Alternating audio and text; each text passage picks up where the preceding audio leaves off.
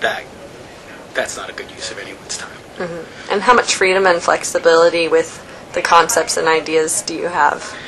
You have to have some level of imagination and freedom, in the sense of, we all know the goals, it's how you implement the goals. We have the advantage in that we're a corporation and we can bounce ideas off of sister papers or work with sister papers that have bigger staffs, and they've tried something and we can adapt it to what we're doing here. So that's exciting. And where do you draw your ideas from? What sites do you go to, and where do you pull your creative stuff from? We have a lot of sister sites. We go to the Indianapolis Star, we go to Detroit Free Press, we have newspapers in New York, APP, all of these, Tennessean, all these are sister papers that are working on the exact same thing. We cut a trail, so to speak, integrating a lot of different softwares. They followed with that, but they have more development teams, so we look and say, hey, they built a better calendar than we did, and we take that information and start adapting it to what we do. We'll get to a point where we hopefully are the ones who are starting to say, like, hey, I wonder if we tried this and could make that new and different. Then other people come to us and say, hey, we want to know how you did that. Mm-hmm. So that's exciting. So what's kind of an average day like for you? What do you spend, most of your time on? Or is there an average day? I don't know what an average day is anymore. It depends on news days. Some days it's just like every other newspaper, we're running around putting out fires. Some days where I spend more time doing my planning and trying to figure out the logistics of, I've got project A, B, C, D. Okay, and then you got to check in with the people that work for you. How are we progressing with this? How are we doing on that? Are we going to be able to get this done by the end of the week? And then checking with your supervisor, saying, like, here's what my team's going to be able to do this week. Are we all, understanding this, and you're not expecting us to get something done that we can't get done this week. And so that reduces a lot of the stress and frustration from all sides. Help your boss, helps you. Everyone gets happy that way. Mm-hmm. And you mentioned you came from kind of a photo editing background. What's your journalistic background like? Were you a journalism major, photo major? I was a film major. Okay. And I worked at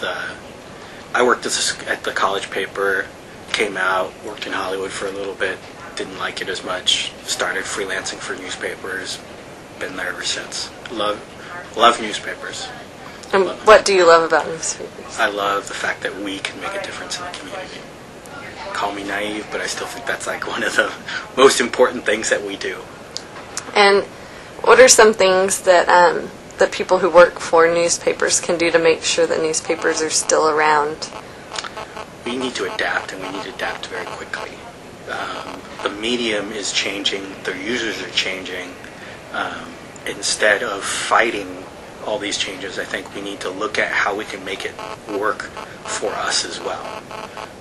I know that it's challenging. We're used to very traditional deadlines, very traditional ways in which we write and turn things in and take photos, but as technology has changed, and we're now pushing out photos faster, and we're pushing stories over before they even run in print, and doing videos and audio slideshows and all these other things, and it's not the end of it. There's going to be even more changes, and we as an industry have to adapt to how our users want their information delivered. It's not good enough just to give it to them anymore.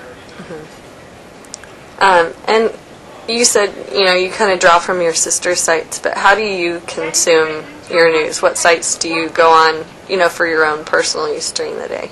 I start my mornings with like MSN, and I start drilling.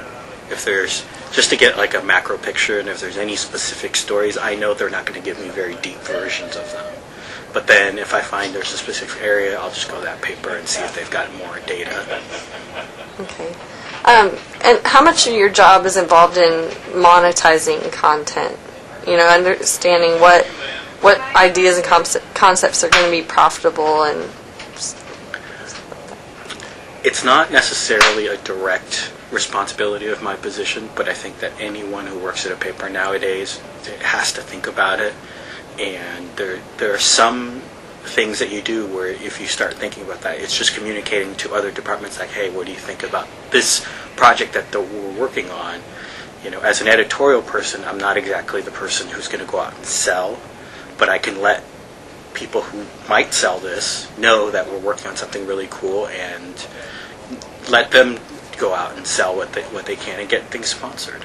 So the communication between you and, say, the advertising department is fairly open, and you have to be able to hear what they give you input on. It doesn't necessarily change what it is that we do, but you have to at least keep them in mind.